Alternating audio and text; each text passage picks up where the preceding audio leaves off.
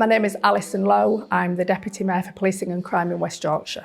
So my presentation was effectively about my life, my journey to where I am now, and I wanted to impart to the audience the importance of both recognising and celebrating lived experience as well as protected characteristics. Because if we other each other by saying there's a hierarchy of need, there's a hierarchy of oppression, or there's a hierarchy of discrimination, then what we do is we separate ourselves as people and we make it more difficult to come together on this common objective of fighting hate. And I think we're all here to fight hate, and if we recognise that everyone has got a story to tell, everyone has been damaged by stuff that's happened, whether that's racism, whether that's bullying, whether that's sexual abuse, whatever it is.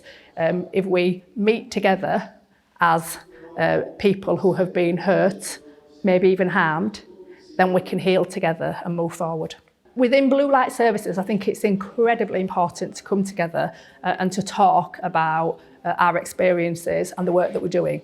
Because as we know, Blue Light Services have been under the cosh for many years, but particularly more recently for examples of racism, misogyny, homophobia, etc. And we need to show our colleagues across Blue Light Services that it's possible for us to be great at this stuff, but also to highlight where we're not good at this stuff and be able to come together to get a plan together to address it. Because doing things on your own will not achieve the objective.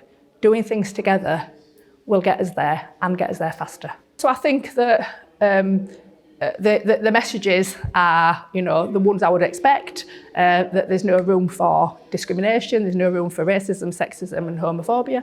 I think that we need to be careful that we're not complacent, because I believe that there will be people experiencing bullying and harassment on the grounds of their protected characteristics, and I think we need to leave space open for those people to come forward, because if we talk about, well, we're better, then the door closes and people feel no one will listen to me.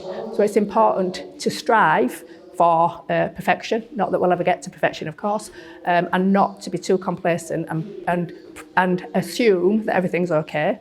But I also think that it's right to talk about the progress, because if there is no progress, you won't get people recruited into the services, but also people will feel a sense of helplessness and hopelessness, and maybe will leave who you could retain through some of the great work that you're doing.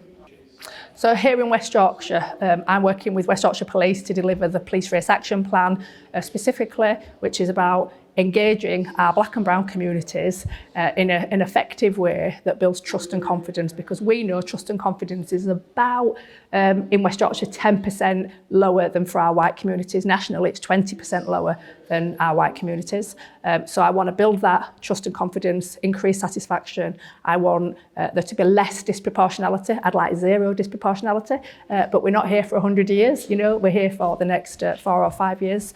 And I want to make sure that we work with black and brown people to get their involvement and engagement in the work of policing, because police can't do it without listening to the communities that they're supposed to be working with. So the Police Race Action Plan is a key priority for me in delivering that. Recruiting more black and brown people is obviously a key part of that, and creating a sense that black and brown people get justice in policing, so they're not underprotected and over-policed, which is a sense that people have now because it's real.